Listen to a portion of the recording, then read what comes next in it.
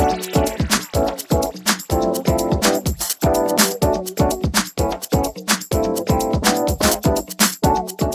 ดีค่ะคุณหมอสวัสดีครับวันนี้เป็นไงครับอาการปวดหลังดีขึ้นหรือยังครับดีขึ้นแล้วค่ะเหรอนึกว่าวันนี้จะมาปรึกษาเกี่ยวกับการผ่าตัดอ๋อไม่ละค่ะหายดีแล้วค่ะแต่วันนี้ที่มาค่ะเพราะมีปัญหาข้องใจค่ะเรื่องเลเซอร์ค่ะพิมพ์ได้ข่าวมาว่าที่ศูนย์เลสของโรงพยาบาลพญาไท1เนี่ยได้นำเทคโนโลยีเลเซอร์มาใช้ในการผ่าตัดผู้ป่วยโรคหมอนรองกระดูกสันหลังใช่ไหมคะงั้นวันนี้พิมพ์ขอรบกวนเวลาคุณหมอสักนิดนึงในการปรึกษาเรื่องนี้นะคะได้เลยครับปกติแล้วเลเซอร์ที่พิมพ์เคยได้ยินเนี่ยเขาเอามาใช้รักษาปัญหาผิวพรรณไม่ใช่เหรอคะเช่นฝ้ากระรอยดำจากสิวแต่ทำไมทางศูนย์ถึงได้นำเลเซอร์เนี่ยมารักษาผู้ป่วยหมอนรองกระดูกล่ะคะครับจริงๆเลเซอร์เนี่ยมันมีประโยชน์หลายวงการนะครับไม่ใช่เฉพาะวงการแพทย์นะฮะวงการอุตสาหกรรมอื่นๆนะฮะอุตสาหกรรมหนักตัดเหล็กตัดอะไรเดี๋ยวนี้เขาก็ตัดด้วยเลเซอร์วงการแพทย์ก็เหมือนกันเลเซอร์นี่ก็เป็นเครื่องมือที่มีประโยชน์มาก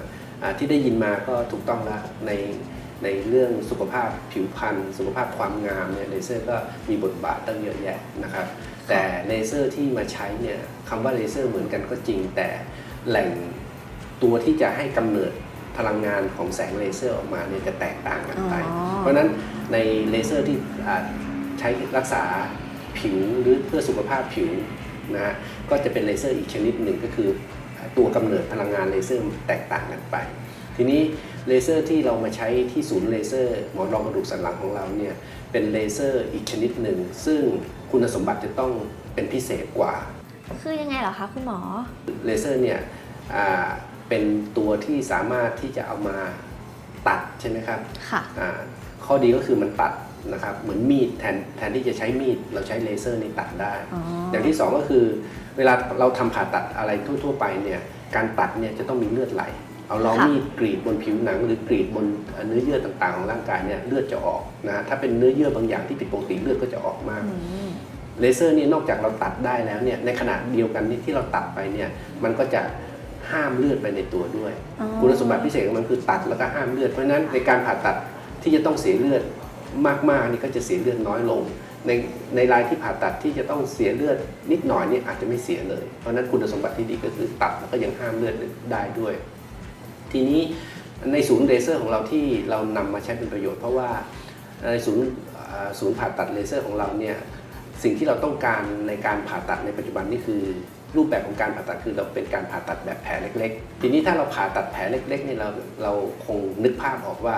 เวลาเราจะตัดอะไรก็ตามที่อยู่ลึกๆใช่ไหมครับเราก็ต้องใช้กรรไกรใช่ไหมครับแล้วก็เมื่อตัดแล้วเราก็ต้องใช้เครื่องจี้ห้ามเลือดซึ่งทุกอย่างเนี่ยผ่าตัดแผลเล็กๆซึ่งถ้าไม่มีเครื่องมือพิเศษเราใช้เครื่องมือแบบนี้จะทำงานได้ยากมากเลเซอร์ก็จะมีคุณสมบัติที่ดีก็คือเลเซอร์เนี่ยมันเป็นแสงใช่ไหมครับเพราะฉะนั้นมันต้องการพื้นที่นิดเดียวขนาดกล้องเล็กๆเนี่ยเราสามารถใช้ใยแก้วที่จะนำแสงเลเซอร์เนี่ยผ่านเข้าไปได้นะครับเพราะฉะนั้นลงไปลึกขนาดไหนเราก็สามารถใช้แสงเลเซอร์นี่ตามลงไปได้นอกจากนั้นเมื่อมันเป็นแสงเนี่ยเราสามารถกำหนดตำแหน่งได้ด้วยความแม่นยำนะครับและแทนที่เราจะต้องใช้กรรไกรซึ่งบางมุมเนี่ยถ้าแผลเล็กๆเนี่ยบางมุมที่เป็นซ่อเป็นหลืบเนี่ยเราคิดถึงว่าเราต้องใช้กรรไกรขนาดเล็กเนี่ยควบคุมใช้มือเราควบคุมในการตัดอะไรเนี่ยมันจะตัดได้ยากมากเลเซอร์ก็สามารถที่จะทำงานเพราะมันเป็นแค่เป็นแสงหลังจากนั้นเรากดปุ่มปุ๊บมันก็จะตัดทันทีมันก็เป็นแสงวาบขึ้นมามันก็จะตัดแล้วก็จี้ไปเพราะนั้นในบริเวณที่เป็นที่แคบที่เป็นที่ซอกซึ่งเครื่องมือธรรมดาเนี่ยทำงานได้ยากมากเนี่ยเลเซอร์ทำงานได้ชนิดที่แบบเรียกว่าแบบนุ่มนวลแล้วก็ทำงานได้มีประสิทธิภาพอย่างยิ่งนะครับสิ่งที่สำคัญอย่างหนึ่งซึ่งเวลาเราจะทำการผ่าตัดนะเลเซอร์ทั่วๆไปเนี่ยบางครั้งเมื่อเราตัดหรือเราทำงานอยู่เนี่ยความร้อนจะเกิดขึ้นเพราะมันเป็นแสงใช่ไหมเราจะเห็นนะเวลาเราจะตัดเนื้องอกบางชนิดเวลาเอาเลเซอร์ตัดเนี่ยมันจะเกิดความร้อนแล้วก็เนื้อเยื่อบริเวณนั้นก็จะระเหยไปเนื่องจากความร้อนทีนี้เลเซอร์ที่จะทำ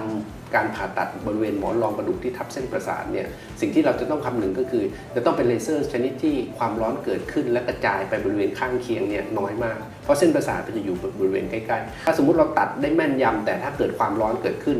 เส้นประสาทของเราก็จะโดนความร้อนและแทนที่จะรักษาคนไข้ให้หายกับจะสร้างความเสียหายให้กับเส้นประสาทเพราะนั้นเลเซอร์ที่เราใช้อยู่เนี่ยแหล่งพลังงานก็คือโครเมียมแยก นะเป็นธาตุที่จะให้พลังงานเลเซอร์มาเลเซอร์ชนิดนี้จะมีคุณสมบัติพิเศษกว่าเลเซอร์อื่นๆสามารถตัดได้อย่างแม่นยำความร้อนที่เกิดขึ้นเนี่ยเกิดขึ้นในเสี้ยวเป็นแบบ1 ใน 1,000 วินาทีก็สั้นแล้วใช่ไหมฮะหมายความว่าความร้อนที่เกิดขึ้นเนี่ยวูบขึ้นมาเป็นจุดทศนิยมของวินาทีแล้วหลังจากนั้นก็คือเมื่อความร้อนเกิดขึ้นแล้วแทนที่จะกระจายไปถ้าเป็นเลเซอร์ที่ไม่ได้ออกแบบมาพิเศษมันอาจจะกระจายความร้อนไปในพื้นที่ข้างเคียงนี่อาจจะเป็นหลายมิลลิเมตรหรือหลายเซนติเมตรแต่เลเซอร์ที่เราเอามาใช้ในการผ่าตัดหมอนรองกระดูกสันหลังเนี่ยความร้อนที่เกิดขึ้นเนี่ยจะแผ่กระจายไปในบริเวณข้างเคียงเป็น0 จุดทศนิยมน้อยมากของมิลลิเมตรนะครับเพราะฉะนั้นจะเกิดความปลอดภัยในการที่เราจะเอามาทำงานร่วมกับการผ่าตัดแผลเล็กๆหรือการผ่าตัดที่เราเรียกว่ากล้องเอนโดสโคปนะฮะที่เราทำผ่าตัดในปัจจุบันเพราะนั้นแสงเลเซอร์จะให้ประโยชน์อย่างมากมาย